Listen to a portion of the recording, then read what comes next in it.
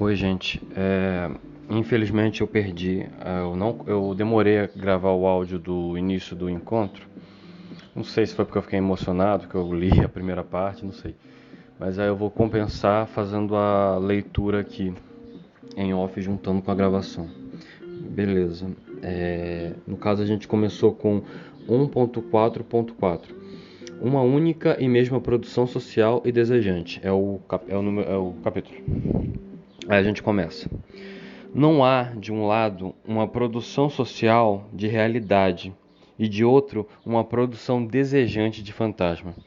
Entre essas duas produções, apenas se estabeleceriam liames secundários de introjeção e de projeção, como se as práticas sociais se duplicassem em práticas mentais interiorizadas. Ou seja, como se as práticas mentais se projetassem nos sistemas sociais, sem que nunca chegassem a penetrar umas nas outras.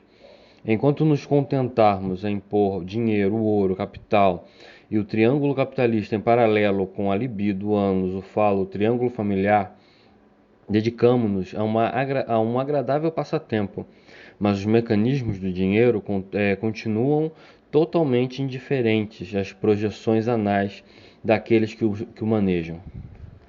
O paralelismo Marx-Freud permanece totalmente estéril, indiferente enquanto puser em cena termos que só se interiorizam e se projetam uns nos outros sem deixarem de ser mutuamente estranhos, como na famosa equação dinheiro-merda. Na verdade, a produção social é unicamente a própria produção desejante em condições determinadas. Dizemos que o campo social é imediatamente percorrido pelo desejo e que o seu produto historicamente determinado, não, foi mal, que é o seu produto historicamente determinado e que a libido não tem necessidade de medição ou sublimação alguma, de operação psíquica alguma e de transformação alguma para investir as forças produtivas e as relações de produção. Há tão somente o desejo e o social, e nada mais. Mesmo as mais repressivas e mortíferas formas de produção social são produzidas pelo desejo, na organização que dele deriva sobre o tal ou qual condição que devemos analisar. Eis porque o problema fundamental da filosofia política é ainda aquele que Spinoza soube levantar e que Reich redescobriu. Citando Spinoza. Por que os homens combatem por sua escravidão, por sua servidão, como se tratasse de uma salvação? Como é possível que se chegue a gritar mais impostos, menos pão? Como diz Reich, o que surpreende não é que uns roubem e outros façam greve, mas que os famintos não roubem sempre e que os explorados não façam greve sempre. Porque os homens suportam a exploração há séculos, a humilhação, a escravidão, chegando ao ponto de querer isso não só para os outros, mas para si próprios. É uma pergunta, foi mal. Nunca Reich mostra-se mais pensador do que quando recusa invocar o desconhecimento ou a ilusão das massas para explicar o fascismo. Existe uma explicação pelo desejo, em termos de desejo. Não, as massas não foram enganadas. Elas desejaram o fascismo num certo momento, em determinadas circunstâncias. E é isso que é necessário explicar. Essa perversão do desejo gregário. Todavia, Reich não chega a dar uma resposta suficiente, porque restaura o que pretendia demolir, ao distinguir a racionalidade tal como ela é, ou deveria ser, no processo da produção social, do irracional no desejo, situando apenas este como passível de psicanálise. Reserve então A psicanálise unicamente a explicação do negativo, do subjetivo e do inibido no campo social. Ele retorna necessariamente a um dualismo entre o objeto real, racionalmente produzido, e a produção fantasmática irracional. Renúncia, pois, a descobrir a medida comum ou a coextensão do campo social e do desejo. É que para fundar verdadeiramente um psiquiatra materialista, falta-lhe a categoria de produção desejante, a qual o real fosse submetido tanto sob suas formas ditas racionais quanto irracionais. É isso aí, gente. A conversa continua. Chegou a perder um pouquinho de coisa, mas dá para relevar, dá para a gente conseguir acompanhar. Onde os sócios acabam colocando uma repressão em cima desse corpo, em cima desse sujeito, e que aí a partir dessa repressão sexual é que haveria as neuroses, né? E aí esse é o momento assim mais interessante, né, que o Deleuze-Guattari, né, tô falando aqui porque é onde o Reich ele está começando a pensar essa psiquiatria, né, materialista, que ele coloca aqui no final ainda que é como se estivesse ainda preso a esses idealismos, uma vez que há significantes, né? Há a repressão e etc e tal. Mas eu cheguei pela metade, então não tem como comentar muito também. Quando eu cheguei, você já estava lendo perto do final. Bom dia, Entendi. Mas pessoal. é interessante, a Eu, Daniela falou, né, que tem é a influência É a psicorporal, né? Carolina, né? Carolina. não, eu queria Não, falar só um versinho do Galeano fica à para vontade, puxar cara. uma provocação, né?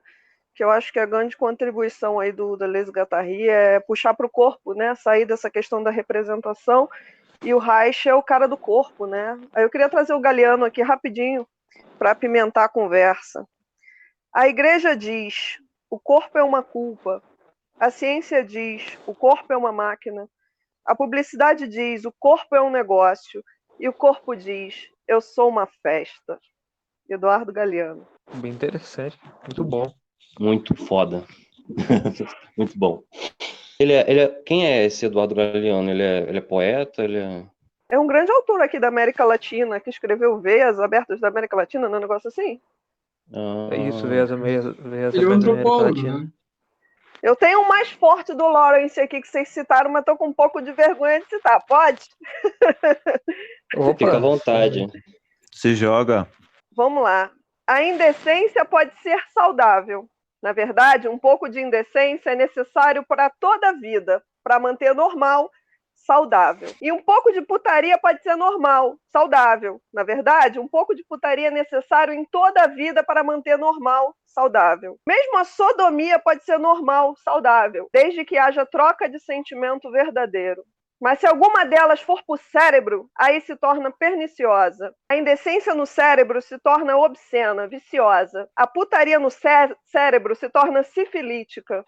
E a sodomia no cérebro se torna uma missão. Tudo, vício, missão, insanidade, mórbido. Do mesmo modo, a castidade na área própria é normal e bonita. Mas a castidade no cérebro é vício, perversão. E a rígida supressão de toda e qualquer indecência, putaria e relações assim leva direito à furiosa insanidade.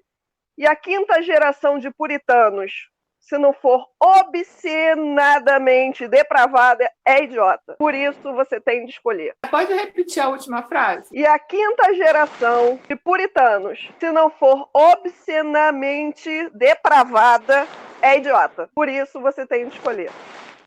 Lawrence. ah, bem legal, cara. Nossa, Ótimo. é muito legal trazer Muito bom. esses trechos, é muito gostoso, cara.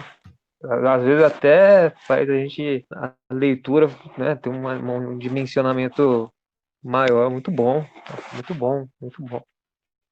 Eu acho que a gente pode Só puxar a partir num... disso da questão do tornar. Como é que é a frase aí da servidão, né? A servidão. Provocação, tá, gente? Me ajuda aí. Não é uma questão moral? O quanto a gente fica preso a essas moralidades, né? Quando a indecência Sim. pode ser saudável, né? E aí Spinoza fala da ética nas relações, né? No relacionar, né? Que a gente vai dando o toque do O que é indecente, né, gente? É a norma, né?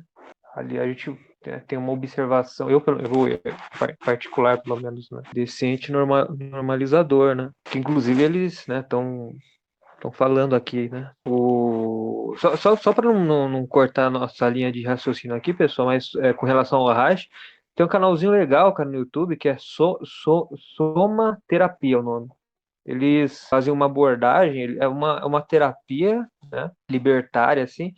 Eles fazem uma observação bem interessante, não só do Guattari, do Deleuze, como também do Reich, né, principalmente.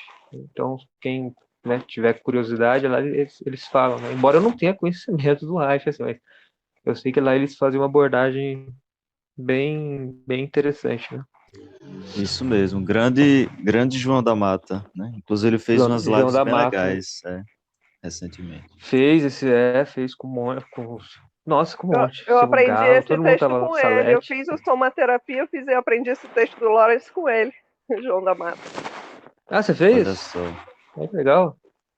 Foi na somaterapia que eu conheci o Deleuze, em 2012. Nossa, que bacana, cara. Cara, figuraça, João, cara. Então, muito gente boa. Vem do Roberto Freire, né? É o Roberto Freire que fala que sem tesão não há solução, né? Sem tesão não há solução, exatamente. Então, a hipótese do Reich é essa, né? De que há um problema na cultura e que essa cultura ela está orientada por uma repressão sexual, né? E que isso, de certa forma, o Freud já tinha identificado, né? Lá no Mal-Estar da Civilização, apesar de que o Mal-Estar da Civilização vem depois das ideias do Reich, né? E aí o Reich ele vai estar propondo não mais uma análise individual, né? Que eu acho que é isso que a esquizoanálise bebe muito do Reich. Né? Não se trata, porque o Reich tem uma frase assim incrível, né? Tipo, do que adianta eu analisar uma, duas, três pessoas e curar elas, né? Ele usa esse termo mesmo. Do que adianta eu no meu consultório curar duas, três pessoas enquanto a sociedade neurotiza milhões, né? Então, o Reich ele vai ser também uma das primeiras pessoas e que acusa isso, né, tipo, por exemplo, da psicanálise de ser um conhecimento burguês, na perspectiva de que pensaram análise a nível de cultura, né, tipo, como o psicanalista deve se dar, né, a essa função. Se o psicanalista ele está orientado para esse inconsciente, né, para essas formações neuróticas, né, como que a gente poderia pensar uma análise a nível cultural, né? E aí ele vai falar extensamente sobre isso, sobre a cultura, né? De quanto que deveria acontecer uma revolução sexual, né? E não tão somente uma tomada dos meios de produção, né?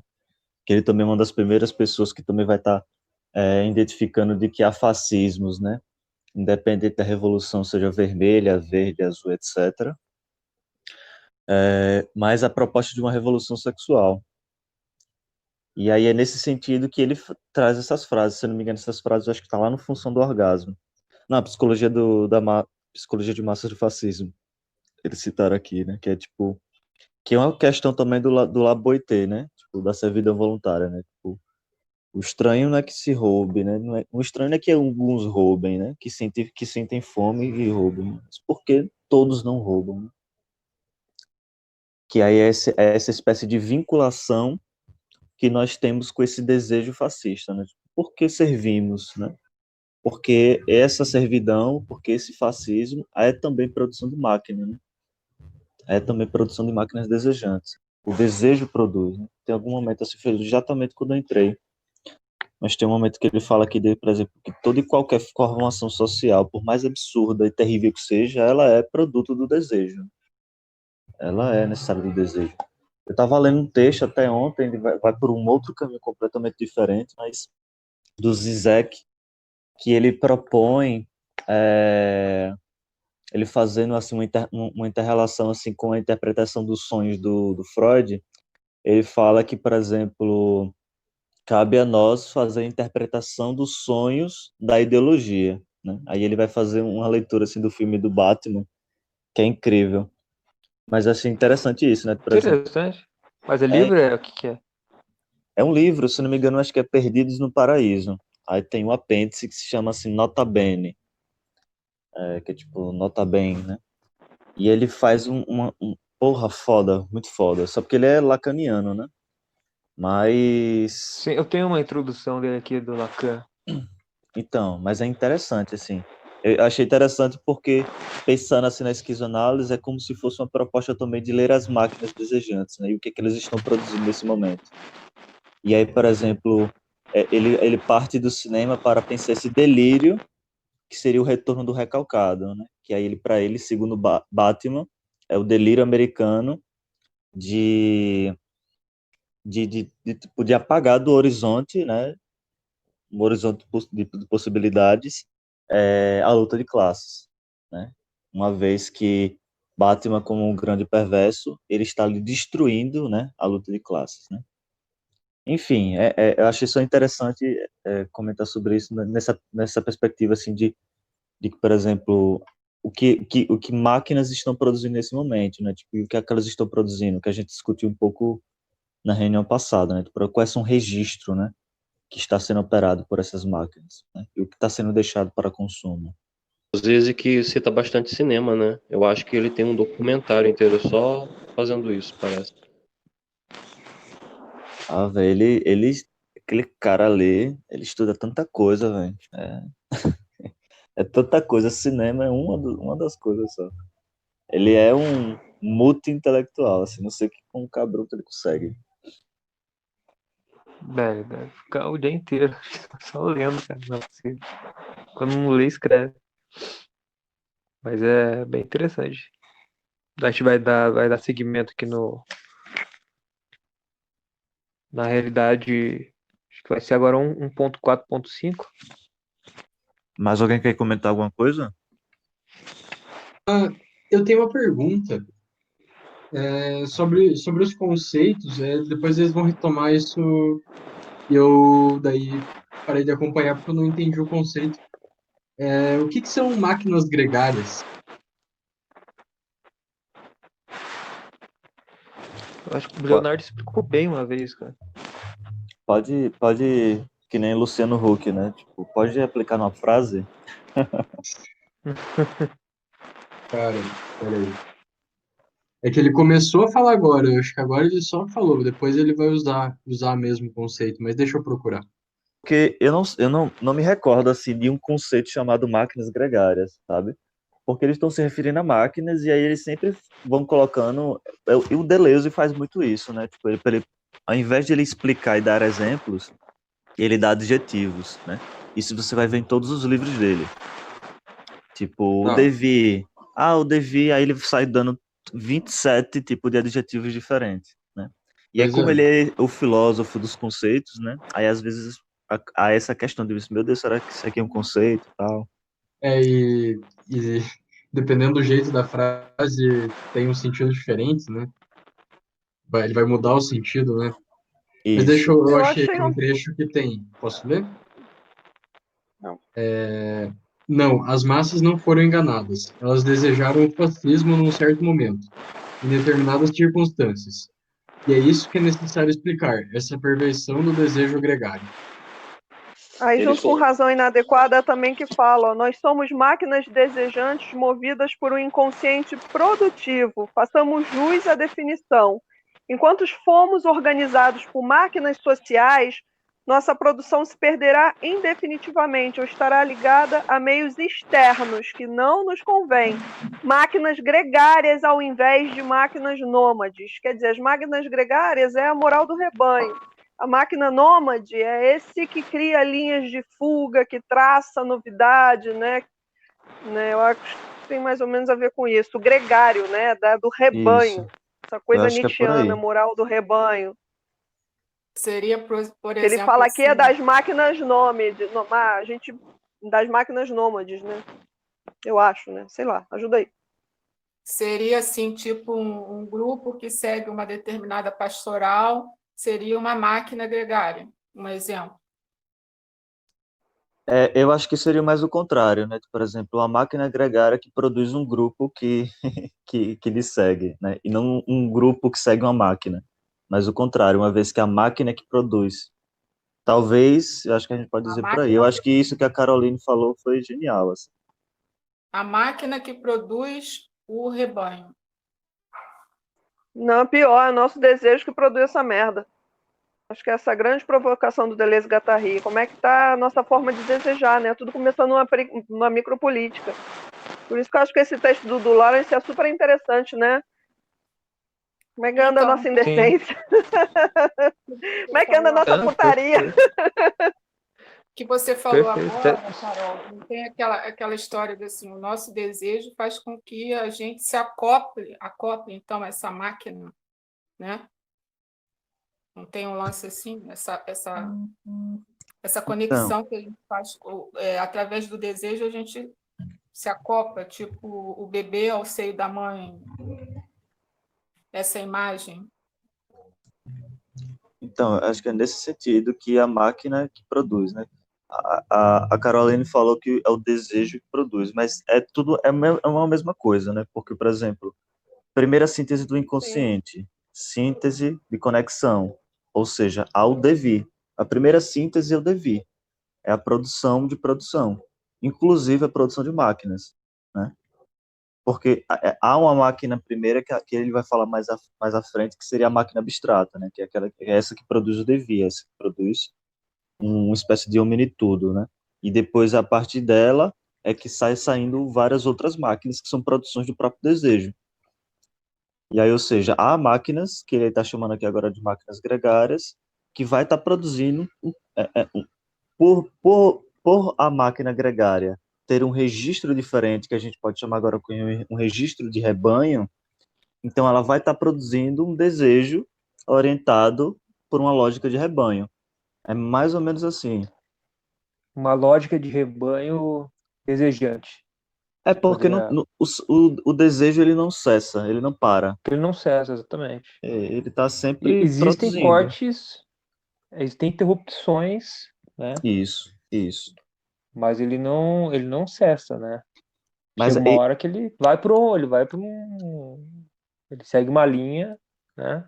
E vai para algum é onde, lugar, né? é onde ele está territorializado, porque, por exemplo, dentro de uma Exatamente. máquina gregária de rebanho, por exemplo, ali há uma produção desejante, sabe? Uma produção desejante que movimenta essas próprias máquinas, né?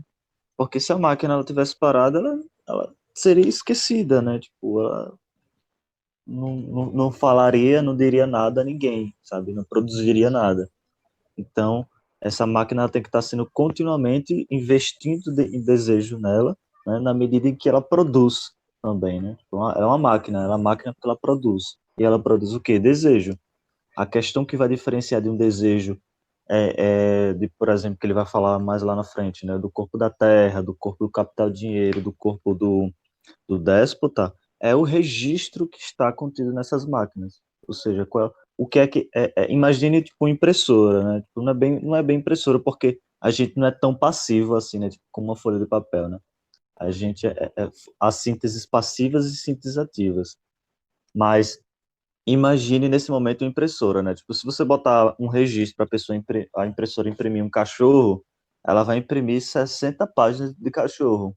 Mas se você alterar o registro dessa impressora o registro é isso, sabe? Tipo, é o código que ela funciona, sabe? Então a máquina gregária, há investimento do desejo dela que o seu registro é um registro de rebanho. Sim, perfeito. Eu não vi quem perguntou. Quem perguntou aí? Tá de boas? O Vitor, foi? Nossa, ajudou Acho bastante, pessoal. Foi bem legal a conversa. Eles vão usar mais o conceito, então acho que foi legal ter tido essa discussão. massa. Então seguimos. Podemos, sim, sem dúvida. Quem vai ler? Quem tem? Alguém tem? Eu posso ver. A gente vai Maravilha. trocando. Realidade do fantasma de grupo. A existência maciça de uma repressão social que incide sobre a produção desejante não afeta em nada o nosso princípio. O desejo produz real ou a produção desejante não é outra coisa senão a produção social. Não se trata de reservar ao desejo uma forma de existência particular, uma realidade mental ou psíquica que se oporia à realidade material da produção social. As máquinas desejantes não são máquinas fantasmáticas ou oníricas, que se distinguiriam das máquinas técnicas e sociais, e que viriam a duplicá-las. Fantasma Os fantasmas são antes expressões segundas, que derivam da identidade de dois tipos de máquinas em um dado meio. Ademais, o fantasma nunca é individual, é fantasma de grupo, como soube mostrar a análise institucional. Se há dois tipos de fantasmas de grupo, é porque a identidade pode ser lida em dois sentidos, conforme as máquinas desejantes sejam apreendidas nas grandes massas gregárias que elas formam, ou conforme as máquinas sociais sejam relacionadas às forças elementares dos desejos que as formam. Essa parte que eu achei bem complexa, depois eu vou querer voltar nela. Acho que vamos continuando. Mas eu acho que isso aqui que ele está falando é exatamente o poema que a Carolina, né? A Carolina leu. É isso, né? Tipo, não há um fantasma individual, né? Como propõe a psicanálise. Não há um fantasma familialista, né? Tipo, por exemplo, que ele vai falar até mais na frente também, tipo, das relações objetais de Melanie Klein, né? Tipo, Melanie Klein tá lá brincando com a criança, tipo, olha, esse carrinho é seu papai, a garagem é sua mamãe, e o papai vai entrar na garagem da mamãe, e aí fica entrando e saindo toda hora como se fosse para remeter o sexo, e aí a criança começa a neurotizar com isso e fica maluca lá dentro do consultório dela. Mas é isso, né? Tipo, o fantasma não é individual, né? É um fantasma é sempre de grupo, que é essa questão da moral mesmo. Mas para ele ter Pois esse é, e perde caráter toda a sexual, intensidade das coisas, né? Não tem só fantasma, só representação, né? E onde é que esses corpos são atravessados por intensidades, né? Sei lá. A intensidade máxima de um fantasma, e só. É muito bom. Beleza. Acho que posso continuar lendo, né? De boas. Vamos lá. No fantasma de grupo, pode ocorrer, portanto, que a libido invista o campo social existente, inclusive nas suas formas mais repressivas, ou ao contrário, que efetue um contrainvestimento que propague o desejo revolucionário no campo social existente. Por exemplo, as grandes utopias socialistas do século XIX funcionam, não como modelos ideais, mas como fantasmas de grupo, isso é, como agentes da produtividade real do desejo que tornam possível um desinvestimento ou uma desinstituição do campo social atual, em proveito de uma instituição revolucionária do próprio desejo. Mas entre as máquinas desejantes e as máquinas sociais técnicas, nunca há diferença de natureza. Há certamente uma distinção, mas apenas uma distinção de regime, segundo relações de grandeza. São as mesmas máquinas, mas com regimes diferentes. E é isso que os fantasmas de grupo mostram. É genial, é. Aquilo que eu estava falando do registro, né, anteriormente, ele está colocando aqui agora como regimes, né, que tem esse mesmo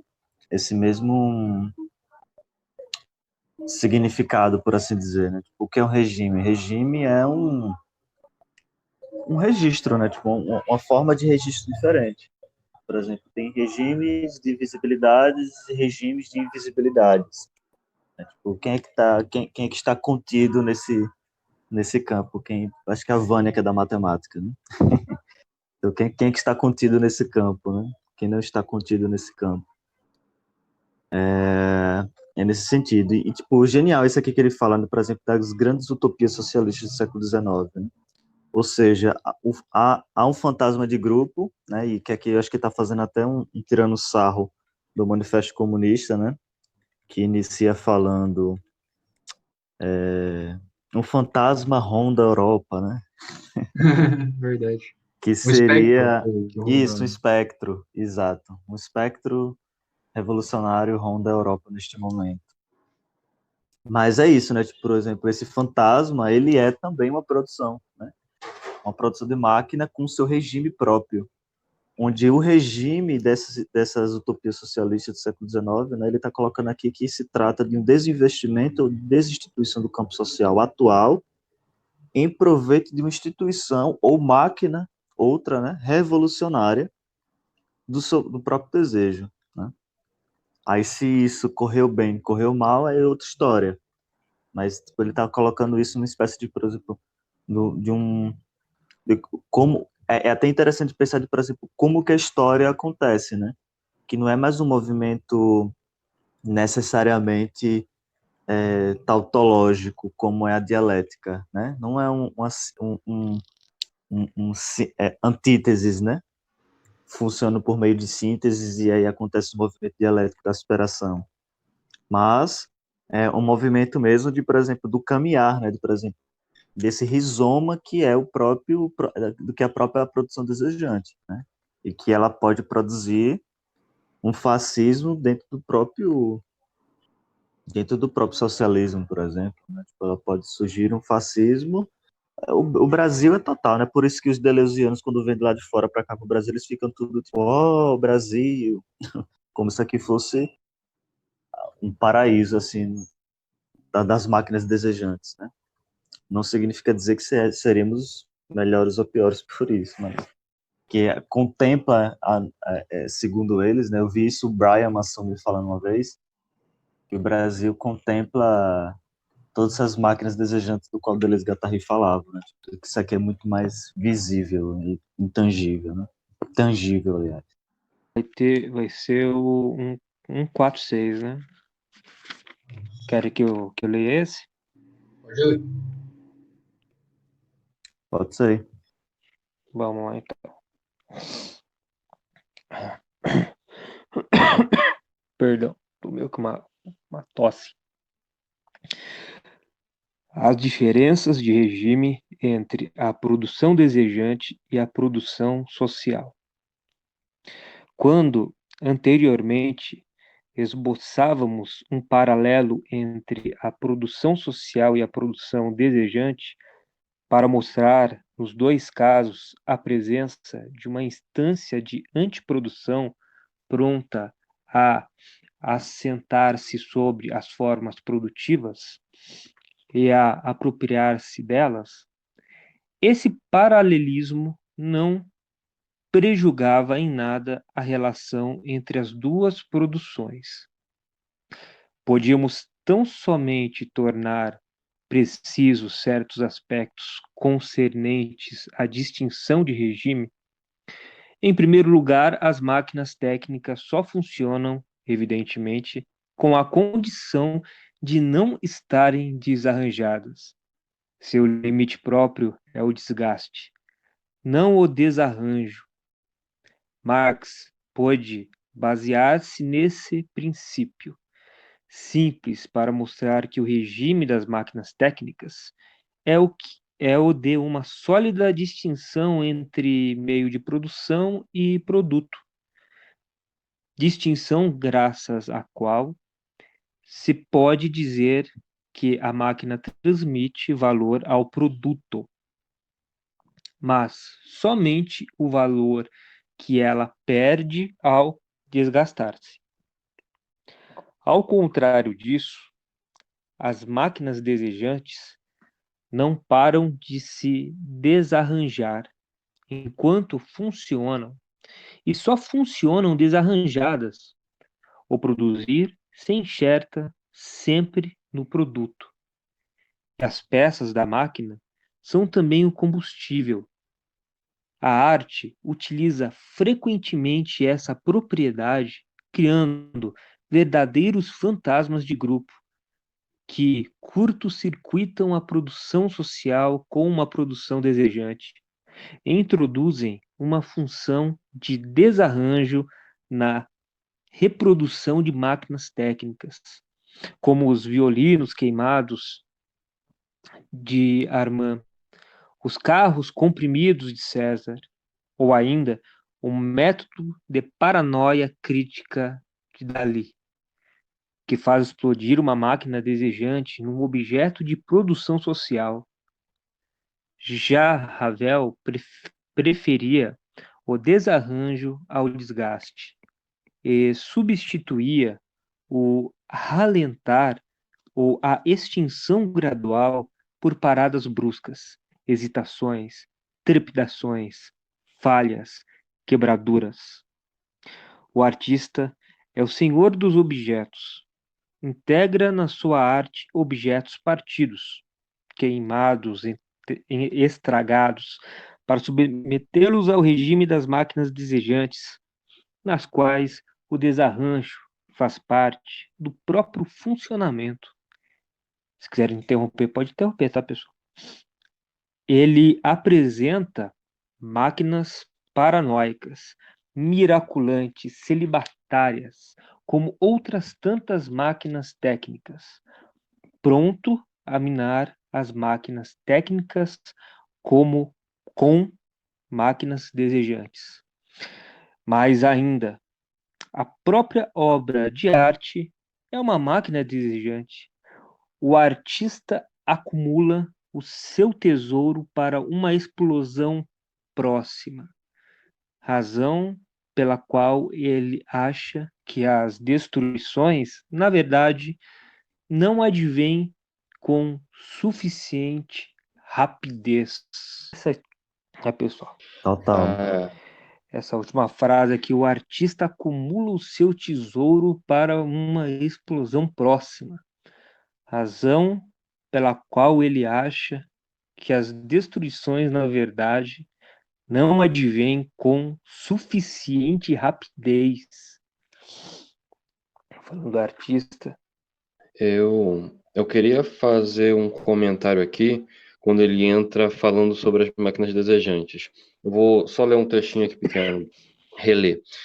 Ao contrário disso, as máquinas desejantes não param de se desarranjar enquanto funcionam, e só funcionam desarranjadas. O produzir se encaixa sempre no produto, e as peças da máquina são também combustível. No caso, pelo que eu entendo, quando ele fala de máquina técnica, esse termo máquina técnica, ele está se referindo a máquinas no sentido literal, né? A máquina da fábrica, Isso. o computador, Isso né? mesmo. Isso. Então, a máquina desejante, ele fala muito sobre essa coisa, né? Da máquina desejante, ela está sempre funcionando na base do desarranjo. Essa desarranja porque foi cortada pelo fluxo da outra e não sei o que, não sei o que lá. E isso é normal, isso é ok. É ok que funcione dessa forma. Aí, eu lembro de uma palestra, na época que a Casa do Saber tinha liberado os cursos lá de graça, que eu tinha visto uma palestra da Maria Homem, não sei se vocês conhecem ela, que ela, sim, eu não sei se ela segue a linha, se ela é lacaniana, se a gente pode falar dessa forma, ou se ela citou Lacan, eu não percebi, mas ela estava falando sobre o desejo, né, na palestra, eu acho que era o tema principal da palestra. Ela tinha falado que no nosso funcionamento, o funcionamento do desejo para a gente é como se fosse aquele joguinho que a gente jogava quando era criança, o joguinho de restar um, que faz o jogo de Resta 1, ele foi feito, foi projetado para ele ter essa pecinha faltando, porque senão as peças não se movimentam. Tipo, um jogo não é um defeito de fábrica, né? É de propósito. O jogo ele vem faltando para a gente poder mover as peças. Eu fico pensando, esse jeito de pensar, esse exemplo do jogo de Resta 1, eu acredito assim, eu penso assim, que ele se encaixa nessa lógica de pensar o desejo como falta. Não sei se eu estou errado. Aí eu fico imaginando assim, se essa coisa de Deleuze e Guattari está trazendo um novo jeito de pensar o desejo como potência e tudo mais, mas aí quando eles chegam nessa parte de falar que as máquinas desejantes funcionam na base do desarranjo, não seria um jeito só diferente de falar sobre de disfarçar essa coisa, entendeu? Eu não sei. O que vocês pensam a respeito, assim? O Até porque limiar. Pode falar, João. Fica à vontade. Não, pode ir. Não, ia ser bem curto, não, porque na verdade eles citam aqui, né, em algum momento do texto, estou tentando encontrar, né, a relação antes disso que o William falou, né, do valor, né, que daí eles fazem um. Eles falam do. Eu não sei até que ponto eles estão. Porque como. Enfim, né? Eles falaram muito do caderno do Grundrisse, né? Para poder fazer. Mas eles falando que o valor, ele. Existe um desgaste no produto, né? Na mercadoria, né? Tá aqui já olhando, tipo, sei lá, o capital primeiro ali, a primeira parte, né? O design. E embora não sei até que ponto eles se valeram, né, disso, eu acho que o próprio Leonardo tem uma leitura do Grundrisse, né, bem aprofundada, né, pelo que você já falou, né? Não, é só fazer essa citação, né, porque eu achei interessante, né, isso, colocando, né, o Marx na jogada aqui no que diz respeito ao valor, né, como eles falam do desgaste, né, enfim, né, não sei se o que eu estou falando aqui eu estou me equivocando, enfim, né, falando alguma coisa aqui, mas era só, enfim, eu acabei até falando mais assim, me perdoem se a linha, né, de pensamento aí ela fugiu um pouco, né, mas era só para falar Não, isso, mas de fica à vontade, boas, viu, pô, Leonardo? Júnior. Al- Veja, é, al- Alguém podia falar depois um pouco? Eu não sei se eu estou confundindo desarranjo com antiprodução.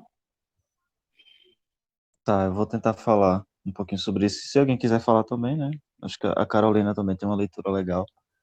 Mas então, eu achei, enquanto o Júnior falava, foi até bom que eu achei uma coisa aqui no texto que eu queria ler, né? É o 1.4.3, o real e a produção desejante, sínteses passivas. Se o desejo produz, ele produz real. Aí a gente já pode pensar daqui, né? Tipo, porque é, deixa eu ver como eu posso explicar isso de forma rápida. Para Lacan, por exemplo, o desejo ele surge a partir do embate entre o simbólico, o imaginário e o real. Ou seja, surge uma fagulha no imaginário e a partir do momento que passa pelo simbólico, que ele pode simbolizar, aí esse desejo vira real, né? E ele já está dizendo aqui que é direto, né? Se o desejo produz, ele produz real. Por quê? Porque o que o desejo produz, partindo lá da perspectiva que a gente já viu também, né, desse vitalismo Deleuze-Guattariano, né, e que está mais presente na obra do Deleuze como um todo, sobretudo a partir do momento quando ele fala sobre Nietzsche e Spinoza, todos, tipo, veja que a todo momento ele está tentando puxar para essa questão da materialidade, né, para esse real mesmo, tipo, são máquinas, né, não são técnicas, mas são máquinas desejantes, mas são máquinas, né. A gente acabou de falar sobre o exemplo ali das, da, das, tran- das grandes utopias socialistas, né, e tudo mais. Mas continuemos, né, tipo, se o desejo produz, ele produz real, ou seja, há uma materialidade nesse desejo. E se o desejo é produtor, ele só pode sê-lo na realidade, e de realidade, nem simbólico, nem imaginário, nem inconsciente, nem ele é real, né? O desejo é esse conjunto de sínteses passivas que maquinam os objetos espaciais, que é que ele está fazendo referência a Melanie Klein, que ele vai comentar isso mais à frente, né?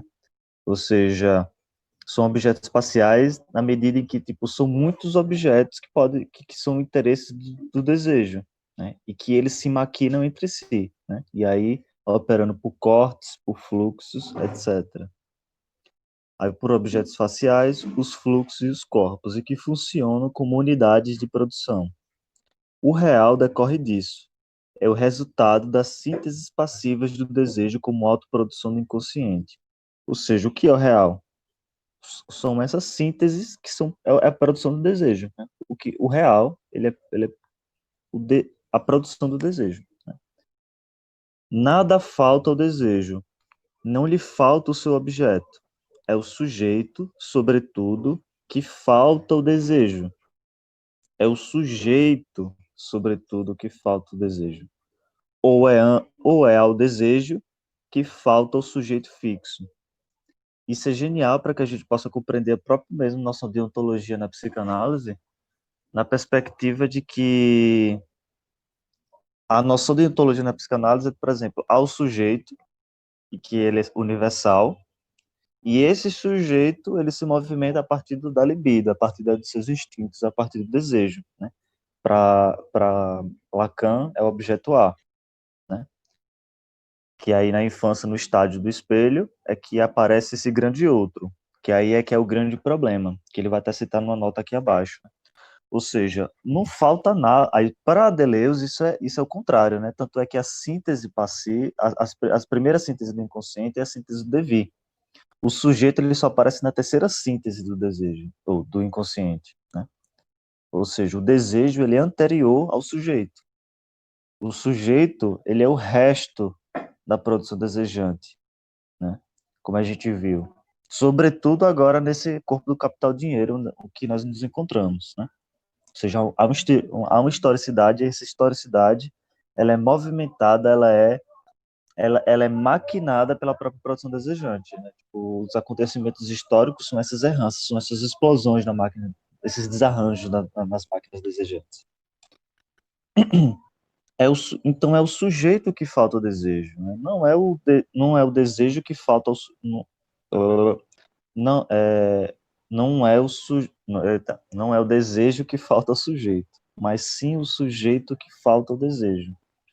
Ou é ao desejo que falta sujeito fixo, porque não há sujeito fixo, não é compreendido isso nessa perspectiva de um vitalismo, e partindo da perspectiva de que o desejo é também devir a essa unidade enquanto sujeito fixo. Só há sujeito fixo pela repressão. Aí sim que nós podemos ver esse sujeito fixo. Que vai O gerar desejo, identidade. isso que é Não tem a identidade. diferença. E, Daí e é você. E é por isso que a identidade é esse resto, né? Tipo, dessas máquinas Sim. celibatárias. Alguém quer falar aí? Pode falar. Eu, por conta da minha área, vamos ver se vocês conseguem me ajudar a fazer um paralelo com a área de educação, talvez, para que fique um pouco mais claro para mim. Tá. Vamos lá. Quando a gente está falando de formação, formação de professores, por exemplo, a gente sempre pensa essa formação pela falta. Há um sujeito desejável enquanto professor que deve se formar. Então, eu tenho uma série de características que vão performar esse professor. E esse professor, vocês me ajudam a entender aí. Então, quando a gente pensa o currículo para a formação de professores, a gente sempre está falando no currículo pela falta. Deseja-se que o professor aprenda-se isso. O professor precisa conhecer isso, aquilo outro. Então, quando a gente está falando no currículo de formação, o currículo em geral, a gente está sempre falando de um currículo pela falta. Então, quando a gente fala em formação de professores, a gente está sempre inserindo uma série de conhecimentos que são necessários a essa formação. Aí vocês vão me corrigindo. Então, o currículo, ele acaba sendo composto, né, por elementos, por dispositivos que acabam subjetivando o corpo em funções e em direções pré-determinadas. Me parece isso. Então, na verdade, o que eu tenho são essas máquinas desejantes que são operadas por dispositivos que vão codificar, subjetivizar e organizar os corpos a favor da manutenção de um modo de existência, ou, no nosso caso, de um modo de ser professor, de um modo de ser profissional, de um modo de ser psicólogo, psiquiatra. Estou falando besteira? Não, eu acho Porque que aí tem não, acho que é duas por aí. formas de observar, né? Eu não sei até que ponto vai fugir do texto, né? Mas Desculpa. porque pode. Não, é totalmente a moral aquilo que eu estou falando, né? Assim, do que eu vou falar, né? Porque às vezes tem um ponto de vista curricular, eu não sei até que ponto, né? Mais crítico, né? Que às vezes talvez se utilize, né, de uma visão um pouco mais dialética, né? E não pela diferença, né? Isso é um ponto, né? Um segundo ponto, talvez, né? Vocês podem estar tá, tá pensando diferente, né?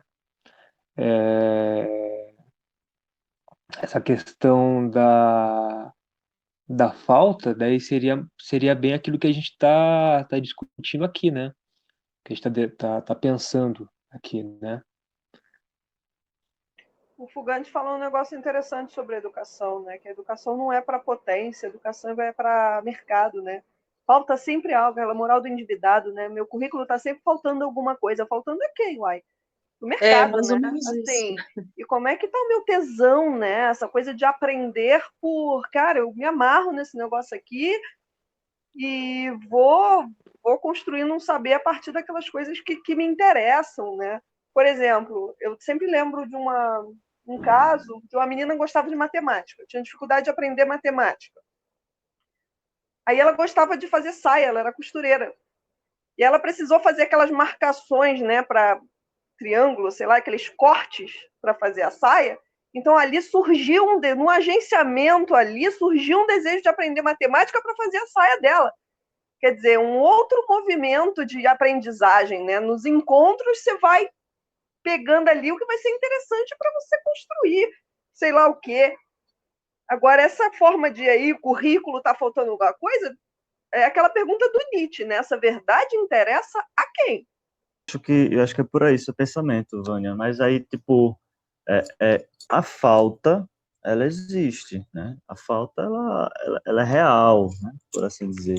A questão é que essa falta não é a falta do desejo, né? Tipo, o desejo nada falta, né? Tipo, o professor que está é, é, não sei se essa é a melhor palavra, mas tipo, consciente, né, da sua produção desejante, ele vai saber que não está lhe faltando, né, nada. Né? A questão, e que nós mesmos, todos nós que estamos aqui nesse grupo, inclusive, acabamos às vezes caindo nessa ladeira da falta, porque esse é o modelo do mercado, esse é o modelo capitalista mesmo, né, que ele é orientado pela falta. Que é isso, né? Tipo, nada falta o desejo. O que falta é o sujeito. Então, como ele diz lá no meu Platô, né, sobre as rustidades, há essa máquina abstrata que ela fica o tempo todo querendo nos rustificar. E essa rustidade, ela é orientada pela a incutição de uma falta, né? Então, tipo, há a produção de uma falta. O Marx diz isso também, inclusive no Grundrisse, né? Que no Grundrisse, no Capital, enfim, sempre quando o Marx vai falando sobre economia política, ele vai estar falando sobre essa noção, que seria a ideia de, por exemplo, o capital ele produz excessos. E aí, tipo, só que esse excesso de mercadoria, ele precisa ser escoado. Como é que esse processo de mercadorias que é produzido em excesso, ele é escoado? Com a produção de uma falta, né? De, por exemplo, com a noção de que você precisa consumir, né? E de tal forma que já não é mais uma escolha nossa, né? Tipo, é uma necessidade. A gente só pode reproduzir a nossa vida em sociedade a partir do momento que nós nos relacionamos por meio de mercadorias. Por exemplo, a nossa conversa aqui agora, a gente só está podendo conversar por meio de várias mercadorias. Fone de ouvido, celular, internet, enfim, livro, etc e tal, sabe? E aí, tipo, como é que, se a gente for parar para observar a nossa volta, né, tipo, o quanto de merda, um monte de trolha, assim, um monte de lixo que a gente tem dentro da nossa casa, assim, coisas que não nos serviriam, coisas que não nos servem, sabe? Mas que a gente acredita que serve porque nós estamos introduzidos dentro de uma lógica de um desejo que falta, né? E aí, tipo, a partir do momento que nos falta, isso é a garantia, isso é o contrato, por assim dizer, que nós iremos nos mover, né? Só porque Cara, essa não é a realidade das produções da máquina desejante. Alguém eu quer me falar, fiz eu acho. uma provocação a mim mesma. Sabe a Jossa daquela liquidação da 34? Eu comprei 3 livros. Eu quero ver quando eu vou ler aquela merda. Eu quase caio. E pior que eu fiquei Eu vou ainda botar fiquei na estranha, eu vou triste. bater uma foto, vou mandar para vocês, vou falar, eu quero ver quando eu vou ler essa merda. É que é bem isso mesmo. Eu também me fiz uma reflexão agora, porque, enquanto você falou isso, porque eu fiquei triste porque eu não consegui comprar. Imagine só, né? Tipo, a despotencialização, né? Por não ter comprado, né? Por não ter Não é comprado. por. Pois é, porque eu Interessante. não tive a grana. E aí, quando eu tive a grana, já tinha passado a promoção. Eu fiquei triste. Olha só, tá vendo? Como a gente é capturado o tempo todo. É a honestidade, minha gente. É por Isso que eu isso ia que, falar, exatamente.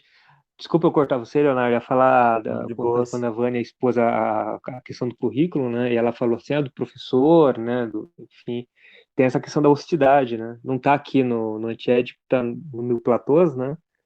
Mas isso, o também 3. é isso, né? Que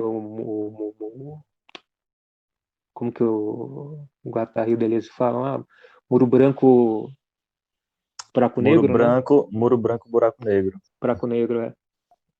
Então, Assim, na verdade, o que me incomoda é que parece que há algumas qualificações que eu já pré-estabelecidas que são necessárias, né? Então, parece-me que esses sujeitos, eles já adentram nesse espaço como sujeitos que possuem algumas falas. Então, antes de entrarem na escola, nesse ambiente, né, seja na formação enquanto aluno, seja na formação profissional do professor, eles são responsabilizados pela aprendizagem um do outro. Então, me parece que são personagens, esses seres escolares desejáveis por um currículo, por exemplo, de matemática, que sempre falta algo para que possam ser cidadãos, né, em um mundo moderno. Então, é necessário aprender a ser consumidor consciente, com a matemática financeira, empreendedor, a empreender a própria vida, construir hábitos saudáveis, ser eficiente, manter um corpo e mente ativos para produzir cada vez mais. Então, esses personagens escolares, parece que eles nunca estão completos. E cabe, às vezes me parece, ao currículo fazer isso, completar com conhecimentos úteis e válidos para determinada época, né? Então, com isso aí eu tenho as orientações, o que deve saber o médico, o que deve saber o fulano, o beltrano, o cicrano, né? O que se deseja formar, né? Então, me parece que é sempre algo que falta a esses personagens. Não sei se eu estou falando besteira, entendeu? Estou tentando ainda entender. E essa palavrinha que você falou também aí do útil, né? Tem que ser útil. O desejo, a intencionalidade do desejo, né? Eu acho que o Deleuze de Guattari traz muito a questão. O desejo não é intencional. É o quanto estamos em presença naquilo que a gente faz. O Ailton Krenak fez um livrinho agora interessantíssimo. A vida não é útil. Ele fala assim: a gente precisa parar de se desenvolver e começar a se envolver naquilo que a gente faz, né? Como é que eu estou em potência naquilo que eu estou fazendo, né? Eu estou aqui, mas estou tesuda no que eu estou fazendo. Mas estou aqui com, sabe? Não, tem que comprar livro para botar na estante. O Deleuze é a prova viva disso. Ele, quando morreu, ele falou: não tem nada em arquivo. Tudo meu está gasto, né? Ele se consumia no que ele fazia. Ele tinha presença no que fazia. Eu acho que isso que é muito interessante. Interessante, Carol. Eu não sabia dessa que o Deleuze chegou a falar isso, né? Sim. Bem legal isso. Apesar que o próprio Deleuze ele fala, né, a questão do isso aí, enfim, daí me falta a leitura, né? Mas eu vi 1 milhão de vezes falarem, né, da questão do Foucault, que usa Nietzsche lá, caixa de ferramenta, né? Mas há um tempo atrás eu vi que isso vem do Deleuze, né, também, né? De, de fazer o uso, né? A gente está falando de livro, né, por exemplo, né? Ele cita, como você mesma disse, né, que ele gastou tudo, enfim, né? Mas também fazer isso de uma caixa de ferramenta, né? Pegar com a mesma experiência, né, enfim, né, que ele fala que é para ter com, com os livros, né? E aquela coisa, o que compõe com a nossa natureza, né? Não sei quanto a vocês, eu não consigo me compor com o Kindle. O meu é mais o livro. Mas tem gente que não gosta de ler, gosta de escutar um audiobook, né? Então, como a gente compõe? Como é que pensar uma educação universal se somos singulares, né? Sim, né? Aquela coisa Exatamente. kantiana, né? É bem interessante isso. Foge um pouco aqui do que a gente está falando, mas isso que a Carol falou aí e tal, de pensar, né, uma coisa universal, né, essa coisa kantiana, né, essa coisa também é uma coisa legal de se pensar às vezes, né? O Te- Vânia, né, que perguntou sobre essa questão do currículo, tem uma autora, Isso. Vânia, que ela chama-se Sandra Mara Corazza. Ela é simplesmente, Não nossa, conheço, Ana. Ah, conhece? não.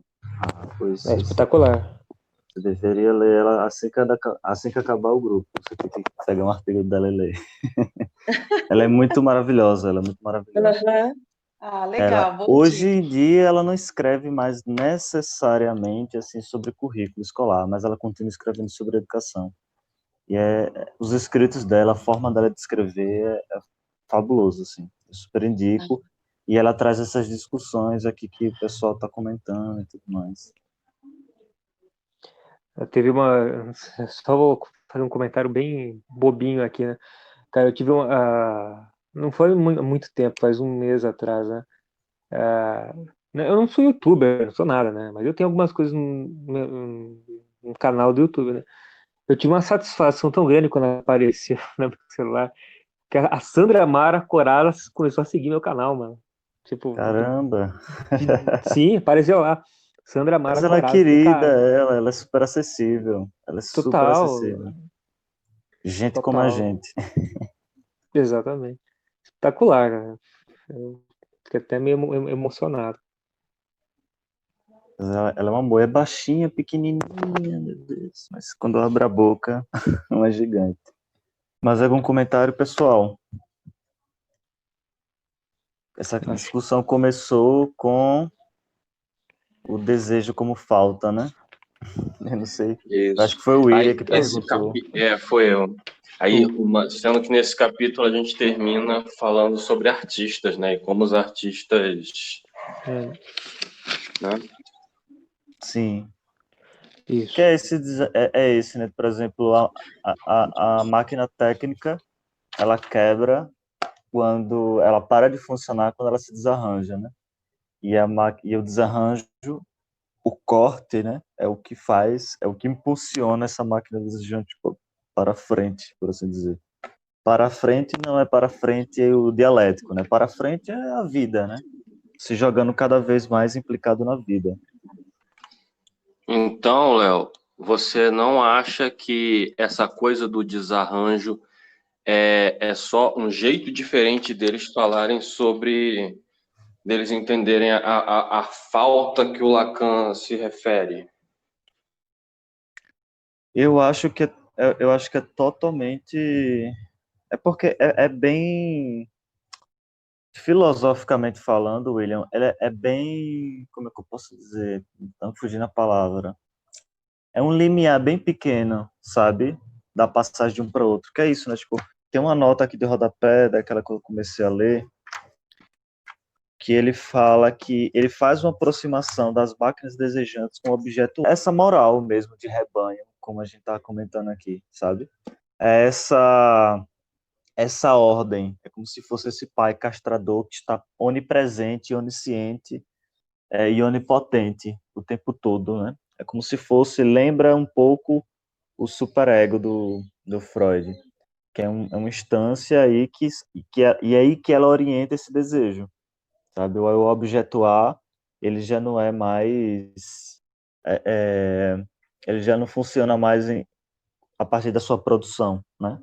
Constituindo, se acoplando a objetos espaciais e desgarrando e jogando fora e querendo outros e outros e outros, mas ele passa a seguir o desejo desse grande outro, né? Tanto é que para Lacan o nosso desejo é o desejo do outro.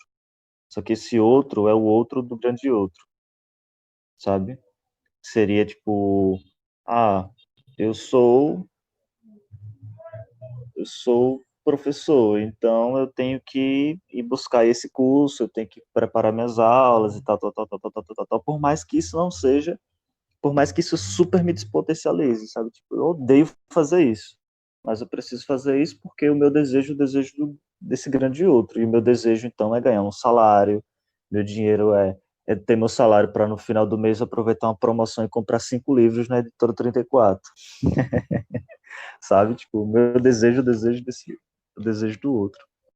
Então, aí só porque esse grande outro que faz a instauração da falta, sabe?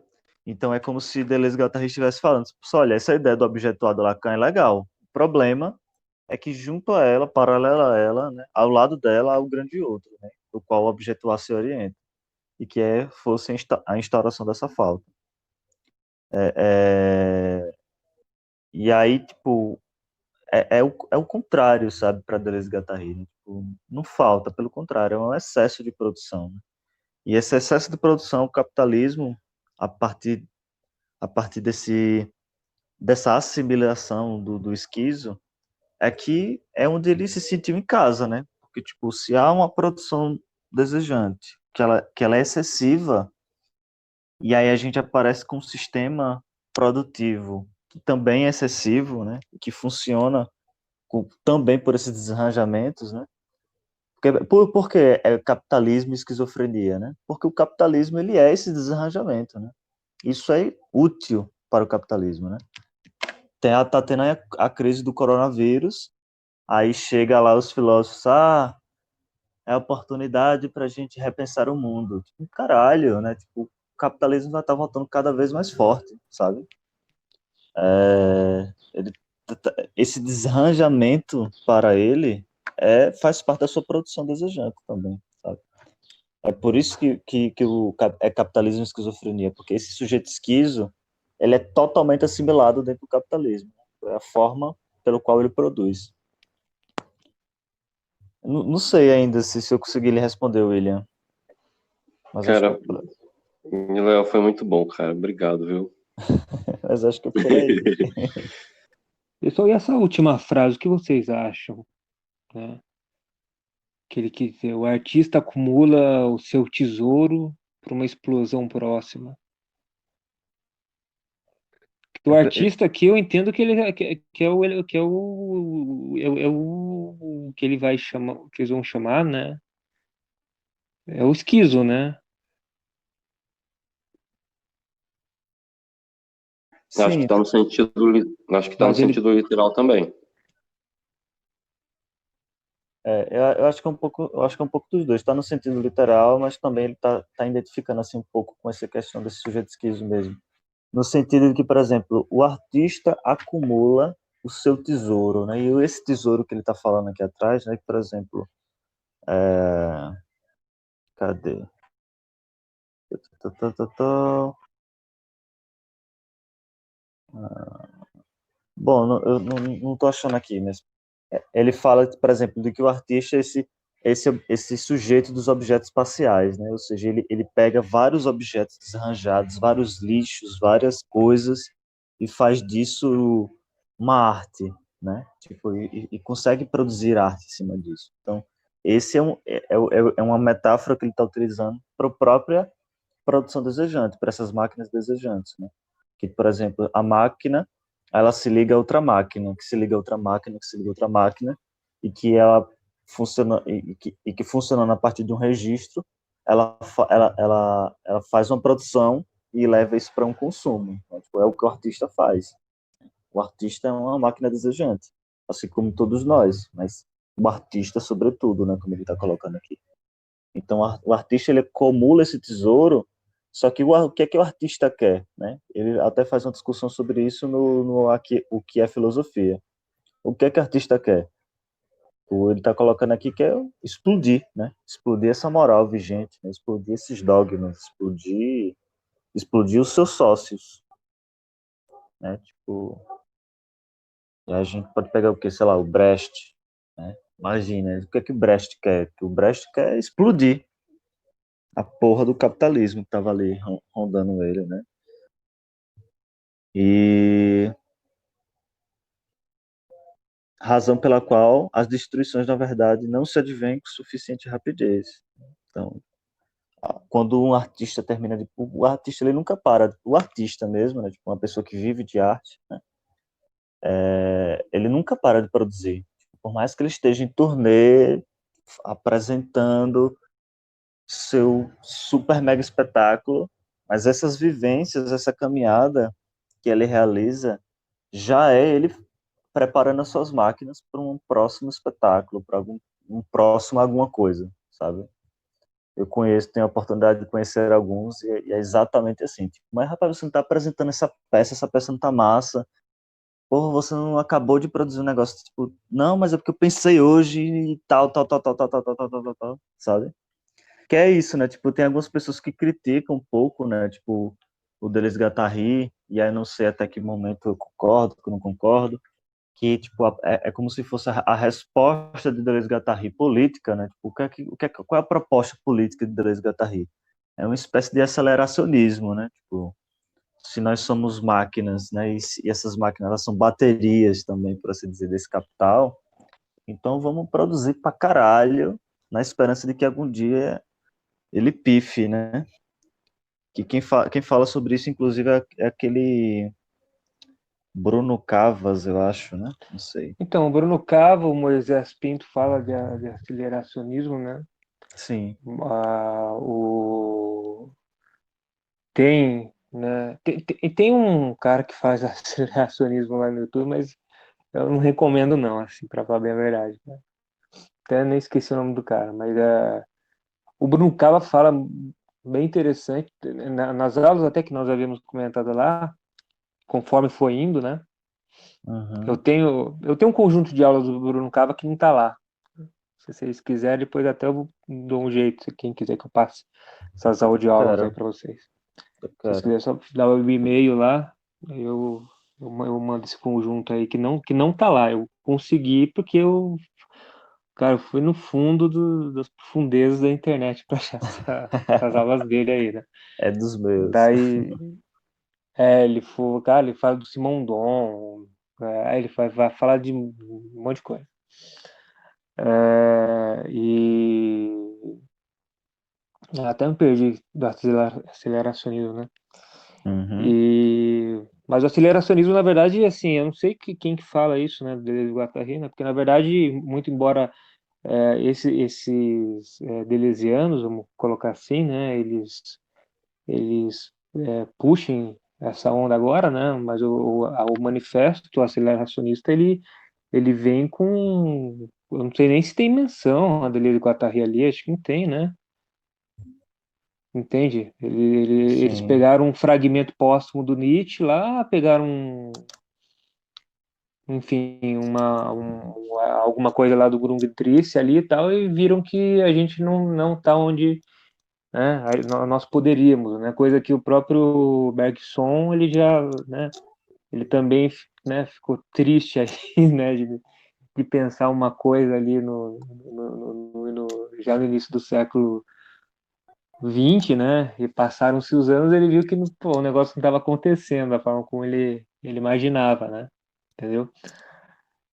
Da gente trabalhar menos, né? Ter mais, né? Ser esse vitalista, né? Sim. Então, enfim, mas só para colocar um pitaco aqui no negócio aí do aceleracionismo, né? Que eu também acho muito interessante. Acho bem interessante. Eu já não É uma acho. discussão interessante. Eu acho. Porque na verdade você. É que vai fugir muito do texto, mas enfim, né? Você vai ter que usar muita reserva, né? Para você ter. Né? Daí entra uma coisa. É interessante discutir. A prática disso, evidentemente, daí já seria outra coisa, né? Mas Eu preciso estudar mais também, mas do que eu conheço, assim, não gosto muito, não. Eu. não, também não. Assim, eu principalmente né, no sentido de uma ecologia social ali, né? Entende? Também, né? Pensando nisso, né? É. Pessoal, a Mas- gente vai entrar, ó. Pode falar, fica à vontade. Não, pode falar. Ah, não, você pode falar. Eu ia falar dos capítulos, né? Eu ia falar isso também, né? Se a gente ia abrir o outro, né? 1.4.7. Eu não sei o que vocês acham, Pedro. Vocês que falam, assim, porque o próximo vai ser os sócios e o corpo sem órgãos, né? Daí começa já a ficar uma leitura bem.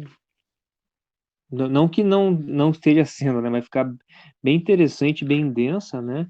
Porque eles vão falar sobre isso, vão falar depois sobre o capitalismo, e a esquizofrenia, né? Como limite, né? Depois eles vão falar sobre neurose, psicose, perversão.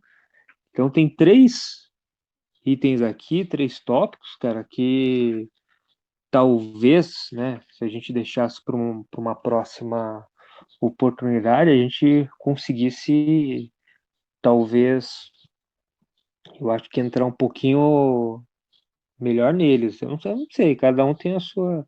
O que eu gosto do grupo assim é isso, né? Essa questão não de levar para o habitual, mas o tempo no sentido de duração, né?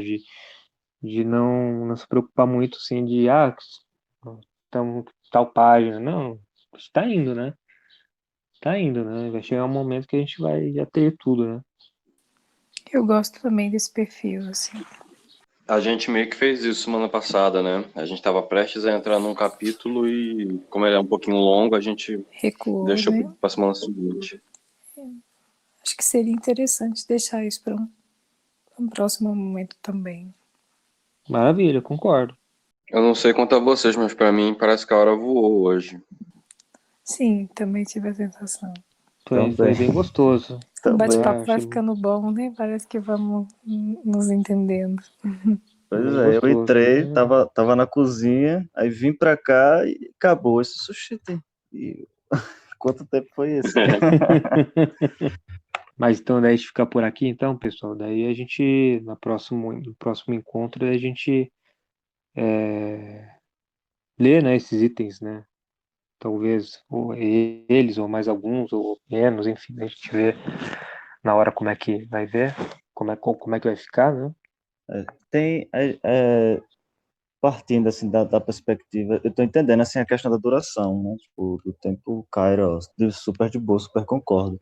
Mas tomando com perspectiva também o tempo Cronos, né? A gente teria em tese 15 minutos. Então, se alguém de repente tiver alguma discussão, contexto, outra coisa, alguma questão, alguma pergunta, também acho que é válido. Se tiver também, se não tiver, de boas. Eu tinha até feito algumas anotações para tirar dúvida lá no meu livro, mas eu tô longe dele agora. Eu não lembro de cabeça. Pelo visto, então não vai ter.